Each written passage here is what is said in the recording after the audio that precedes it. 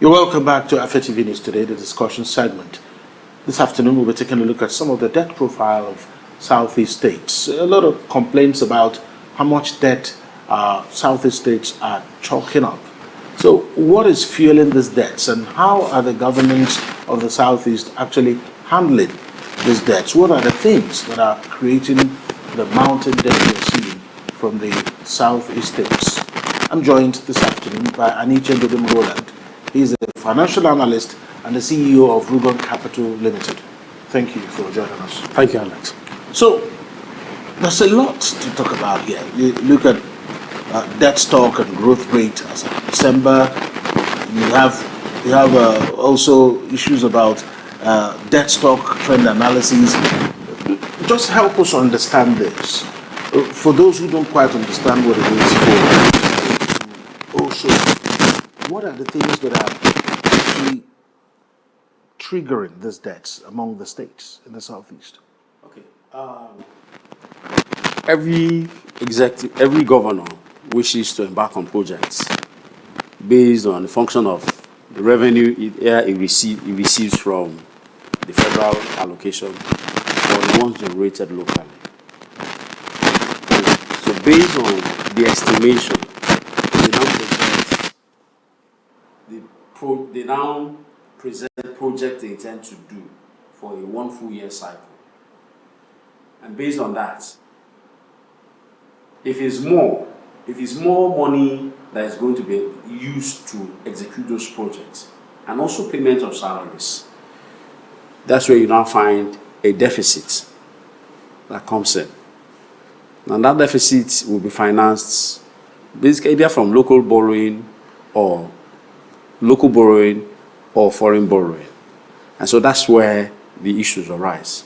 But the question we should be asking is, those 4 projects in particular, of what use is it? Does it serve the community? Is it going to impact on the state? Is that the borrowing, is it meant to, if the project that is to be established, is it going to now raise additional revenue to increase the revenue profile of the state? So these are the issues. Rather are they going to waste? Then what are the plans to even pay back without any consequences? These are the issues. There are also trade-offs in taking loans, because somewhere along the line there will be a belt tightening, and so that belt tightening, which sector is going to be affected? Who is going to be affected? Will the civil service, will the political office holders tighten their belts, or something will give way to pay? It's unfortunate.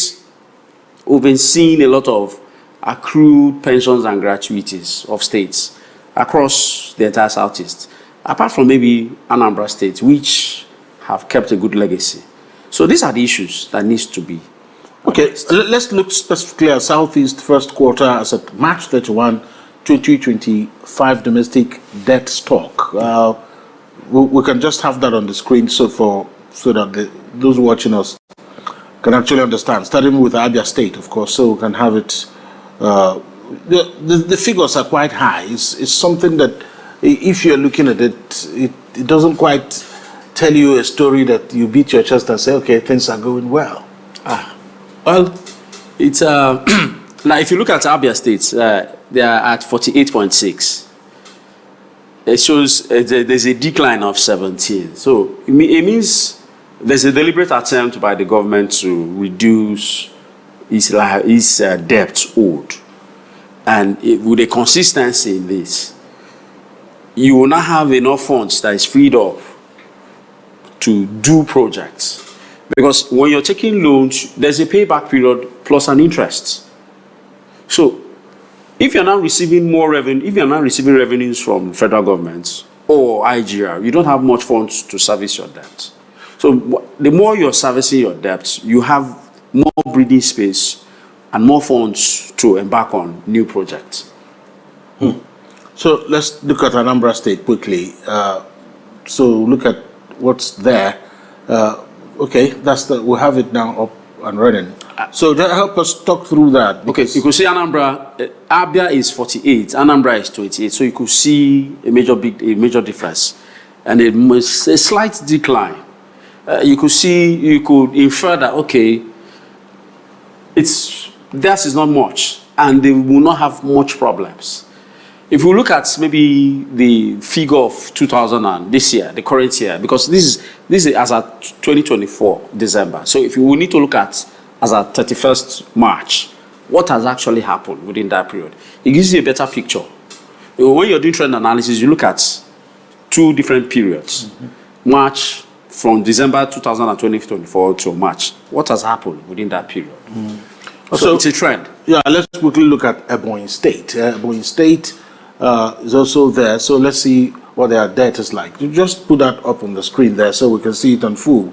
If we just help us put it centrally so we can analyze Ebonyi State. Yes, that's... Ebonyi, 17 trillion, 17 billion. It's okay. And they've paid over 1.9 billion within the year. And you could see, okay, not too bad. It's the youngest states. The question now is, okay, will they continue in this trend, or they will tend to build up more loans to embark on projects? So theirs seem to be relatively smaller. And Enugu State is on the list here, 188. It looks like Enugu State is up and high. So help us talk to this. Okay, it speaks for itself. 188 billion compared to AFIA 46, 48, Anambra 28, Enugu, which is almost, you're talking about 4 times. It's quite huge. And okay, they've paid 69 over the period, but then it's still very high. It's still very high. If you look at, as at this year, you see a different figure. Something happened. Because it's more or less a movement of funds. And within the year, it's either they're obtaining loans, local loans or foreign loans, or paying down. You must be doing the two. But the question now is, those loans, what would be used for? These are the questions. Let's look at the last one now. Imo State, 122 billion. Imo State, if we can, yeah, that's it on the screen. Very high. And their debts, what they've been paying is even less, just 4. So what's the implications of that, not paying enough, but your domestic debt stock is quite high? What it means is that you're still accumulating more loans, and you're not even servicing the existing ones. And if that trend is more or less like you're taking more loans and you're not paying back, your loans will be rising.